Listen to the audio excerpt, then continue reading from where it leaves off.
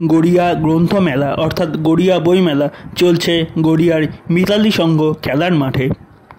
এই বইমেলাটা আরও অনেক দিন চলবে, তো আপনারা ঘুরে আসতেই পারেন। এখানে কিন্তু প্রচুর স্টল আছে। এই বইমেলা উপলক্ষে এখানে একটি মঞ্চ বাঁধা আছে, আর এটা হচ্ছে গড়িয়া গ্রন্থমেলা অফিস। আর এইদিকে রয়েছে দেব সাহিত্য কুটির, দেশ পাবলিকেশান, যেমনটা দেখা যাচ্ছে। দেশ পাবলিকেশানের পিছনেই আছে আনন্দ পাবলিকেশানস, এবং এরকম আরও বিভিন্ন রকম স্টল রয়েছে। তো আমরা আস্তে আস্তে ঘুরে ঘুরে দেখছি। প্রতি বছর কলকাতা বুক ফেয়ার যেটা সল্টলেকে হয়, এখানে এসে একদমই সেরকম ফিলিংস হচ্ছিল। একদমই অবিকল হুবহু দোকানগুলো একদম ওইভাবেই করা রয়েছে। এই গড়িয়া মিতালি সংকেত খেলার মাঠ আপনারা অতি সহজেই গুগল ম্যাপে লোকেট করতে পারবেন, তো খুব সহজেই চলে আসতে পারবেন।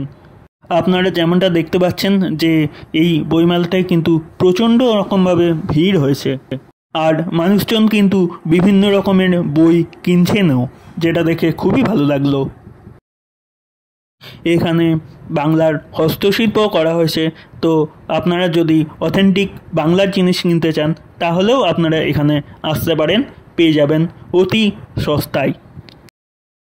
আমরা যখন গেছিলাম মঞ্চে তখন বক্তৃতা চলছিল।